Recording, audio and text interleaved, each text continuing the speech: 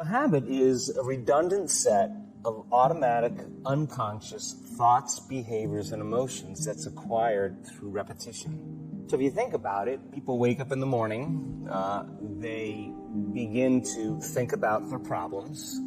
Those problems are circuits of memories in the brain. Each one of those memories are connected to people and things at certain times and places. And if the brain is a record of the past, the moment they start their day, they're already thinking in the past. Each one of those memories has an emotion. Emotions are the end product of past experiences. So the moment they recall those memories of their problems, they all of a sudden feel unhappy, they feel sad, they feel pain. Now, how you think and how you feel creates your state of being. So the person's entire state of being when they start their day is in the past. So what does that mean? The familiar past will sooner or later be predictable future. If you believe that your thoughts have something to do with your destiny, and you can't think greater than how you feel, or feelings have become the means of thinking, by very definition of emotions, you're thinking in the past. And for the most part, you're going to keep creating the same life.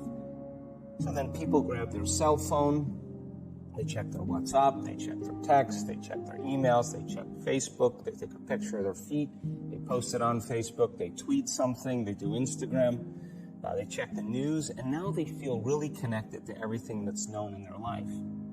And then they go through a series of routine behaviors. They get out of bed on the same side, they go to the toilet, they get a cup of coffee, they take a shower, they get dressed, they drive to work the same way, they do the same things, they see the same people, they push the same emotional buttons, and that becomes the routine, and it becomes like a program. So now they've lost their free will to a program, and there's no unseen hand doing it to them. So when it comes time to change, the redundancy of that cycle becomes a subconscious program. Most people then wait for crisis or trauma or disease or diagnosis. They wait for loss, some tragedy to make up their mind to change. And my message is, why wait?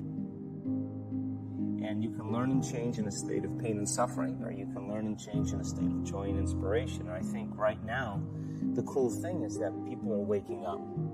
The moment you start feeling abundant and worthy, you are generating wealth.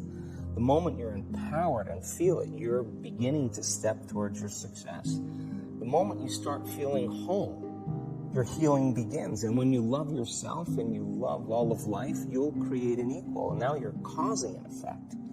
And I think that's the difference between living as a victim in your world, saying, I am this way because of this person or that thing or this experience. They made me think and feel this way. When you switch that around, you become a creator of your world. And you start saying, my thinking and my feeling is changing an outcome in my life. And now, that's a whole different game, and we start believing more that we're creators of reality. If you're not being defined by a vision of the future, then you're left with the old memories of the past, and you will be predictable in your life. If you can sit your body down and tell it to stay like an animal, stay right here, I'm going to feed you when we're done. You can get up and check your emails, you can do all your texts, but right now, you're going to sit there and obey me. When you do that properly, and you're not eating anything or smelling anything or tasting anything, you're not up experiencing and feeling anything, you would have to agree with me that you're being defined by a thought, right? So when the body wants to go back to its emotional past, and you become aware that your attention is on that emotion, and where you place your attention is where you place your energy, you're siphoning your energy out of the present moment into the past. And you become aware of that. And you settle your body back down in the present moment, because it's saying, well, it's 8 o'clock. You normally get upset because you're in traffic around this time. And here you are sitting, and we're used to feeling angry, and you're off schedule.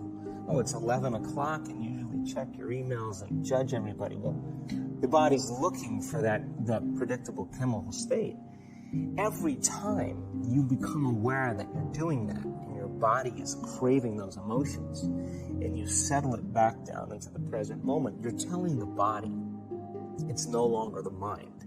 that you're the mind, and now your will is getting greater than the program. And if you keep doing this over and over again, over and over again, over and over again, just like training a stallion or a dog, it's just going to say, I'm going to sit. And the moment that happens, the body's no longer the mind. When it finally surrenders, there's a liberation of energy. We go from particle to wave, from matter to energy, and we free ourselves from the chains of those emotions that keep us in the familiar.